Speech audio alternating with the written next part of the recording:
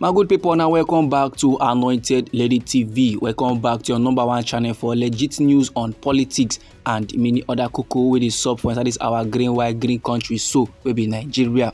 And as usual, we don't come back with breaking news, we don't come back with updates, we don't come back with fresh reports we go like share, give the general public. And the cocoa now be say prominent figures for inside the Niger Delta. Them now don't come outside, they urge the suspended governor of Rivers State, wey be Sir Siminalayi Fubara, say e go good make him take control of his loyalists o. E go good now make him calm them down. E go good now make him change them, because last the things wey his loyalists dey do, their disruptive behaviour get the po ten tial, get the capability to sabotage the fragile reconciliation effort with the camp of the Minister of FCT, former governor of Rivers State, and that na Oga Nyesom Wike.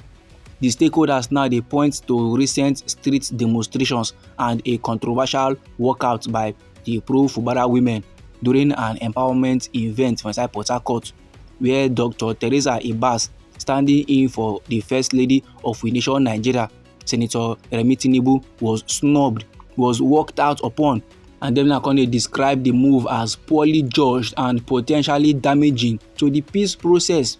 Although Sasim Fubara and many other people don't come outside and talk, say the women self no even dey connected to Sasim Fubara. These na Rivers State women, no be pro Fubara nothing. The women now receive updates say Remi Tinubu dey come Rivers State too. She wan come do some kind things wey go help the lifestyle of the Rivers State women. Dem now come say okay now welcome development. They won't carry gift to give Remi Tinubu, the wife of our President Bola Ahmed Tinubu. But reaching there now, they can't see the wife of Oga Ibas. He shocked them, he pained them, and why the cuckoo come out. And now one country person where they go by the name Ambassador Kenny Tonjo West. He na the president of the movement for the survival of his own ethnic nationalities in the Niger Delta.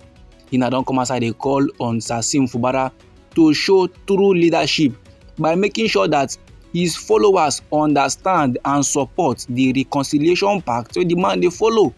And as now they give Sasim Fubara accolade, as now they praise Sasim Fubara because say he don't take the first step. He don't by himself go waka meet the FCT Minister for Peace. He now comes the yarn. Say those kind of dialogue could be rendered meaningless. That is that peace waka now we do to go meet the Minister of FCT. The thing feel last spoil if in supporters now no do the camps. If in supporters now no come up for street, they their house. According to how they talk, they come aside from his mouth. He said the governor must clearly align his camp with his reconciliatory agenda. Any provocative behavior they undermine trust and it they weaken the ongoing efforts to restore stability for inside Rivers State. And then in a similar notion, the former Labour Party governorship candidate for inside Bayelsa State, and this country person they go by the name Engineer Udengs Iradiri, he now on some advice they give the suspended governor of Rivers State, who be Sasim Fubara, to making cut ties with crisis profiteers. Those people now they benefit from the crisis. Those people they benefit from the chaos. Those people be say they get motive, they get hidden agenda. Those people go support you for front, but for back they go they collect money. They go they benefit from the chaos. Oga Eradiri now they yarn they give Sasim Fubara, making cut those people off and then making focus on unity. And then Engineer Udengs Eradiri, man will be a former Ijaw Youth Council leader. He can praise the governor Sasim Fubara for apologizing to his political mentor, to his political grandfather, to his predecessor, will be Sir Nyesom Wike. He now can yarn say the move was very much wise despite earlier criticism. As in Wakana go meet Oga Nyesom Wike for his house now to go plead, to go tell the man say, "Ah, now we could just squash this beef now." That move is a very nice and wise move, even as men we don't criticize before making no listen at all. Oga Eradiri constantly cautioned Sasim Fubara against listening to advisors where they benefit from the chaos, where they benefit from the crisis. Oga Eradiri now they accuse them of fueling past missteps and encouraging constitutional violations. He said those men now they claim to support Sasim Fubara while they push them into conflict. Now them be the real enemies of Rivers State. Them now they thrive in the chaos. Them now they fat their pockets in the chaos. So low-key, them no go like make the reconciliation come board. Them no go like make peace return to Rivers State. Because say they don't want to make the resource, they don't want to make the money wey they receive stop. And then Engineer Eradiri constantly yarn about the importance of following President Bola Ahmed Tinubu's peace plan, and he now dey claim say that peace plan wey our President Bola Ahmed Tinubu get na im suppose don save Rivers State from recent political chaos and an attempt impeachment.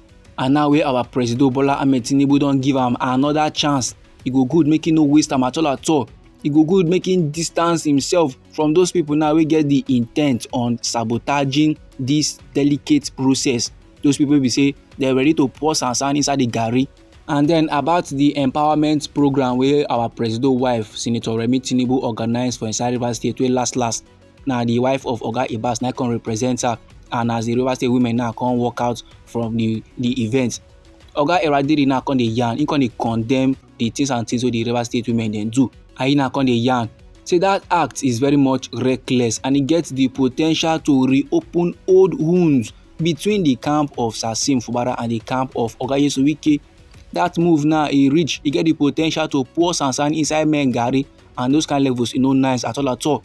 He now come dey urge both factions to make dem prioritize unity and make dem prioritize forgiveness. And on that aspect, he come dey call on the supporters of Oga Nyesom Wike, including the suspended lawmakers, so make dem follow support the peace initiative Kwanu, and he come dey throw advice say e go good make men now no mistake public outburst for loyalty.